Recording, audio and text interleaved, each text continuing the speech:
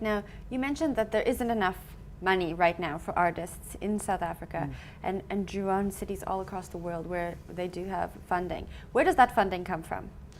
Well, look, it's a point of view. South Africa is in a place where there's not enough money for a lot of challenges.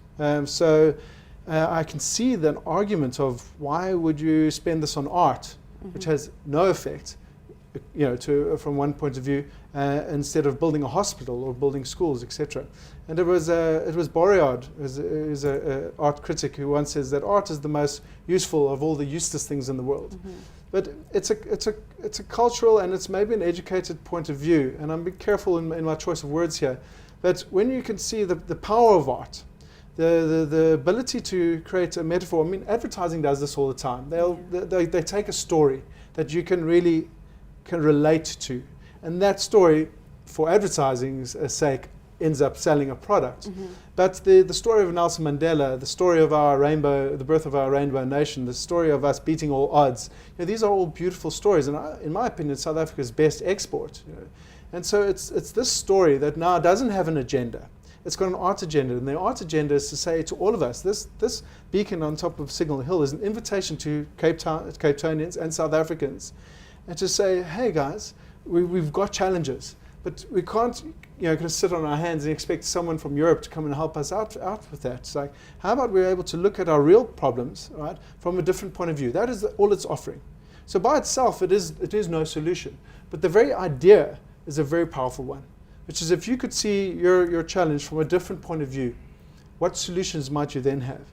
And we tend to, as a country, be stuck in the past, and for completely legitimate reasons. But the stuckness doesn't help us, as the rest of the world with cheap labor and kind of progressive kind of policies is just getting ahead. And then so our situation gets worse and worse and worse and worse, and we're not seeing ourselves as being kind of the world's best. And if we can change the point of view of ourselves and see ourselves for kind of the world's best people, I don't know if I'm getting this right.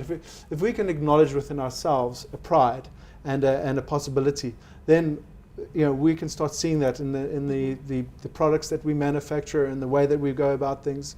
We can start exporting to the world rather than importing everything. Now, I just have to ask you what it felt like for you amongst all this debate to have some of your peers get involved. I know that Kirsty Cockrell from the New Church Museum, she was quoted as saying the controversy is warranted, the SunStar as an artwork lacks merit, and the crass opportunistic commodification of the medium is deeply problematic. What did it feel like to hear your peers weighing in on the situation in that way? Look, it's never nice to hear any criticism, but the art world, it's a conversation piece. It's there for that. And if it was all just one-sided positiveness, I don't think we'd really have a conversation, would we? That's what art's about. It would be more of a statement. Kirsty's, she's well respected within the art field, and she's welcome to that her point of view. It's based on whatever whatever it's based on whatever reasons she thinks. But and I can respond to that in that I was making something for the public. In this instance, I wasn't making something for artists, my peers, and I was making something very gettable. It has layers, and if you have the intention, you can go onto the website, you can do a little bit of research, and you start realizing that this is just the tip of the iceberg. I mean, ancient geometry itself is just got you could get lost in that for years. But I had to make the message very simple, very gettable, very, very relatable, and very exportable. So it is a very simple message. Maybe she thinks it doesn't lack, maybe it does lack artistic merit. But I'm willing to make that sacrifice so that the general public, who are often made, especially in contemporary art, to feel stupid about art, right, can have access to it. Because there is an economy there within contemporary art, which is based on having the public feel stupid about art, so that you have this intellectual economy that you buy into.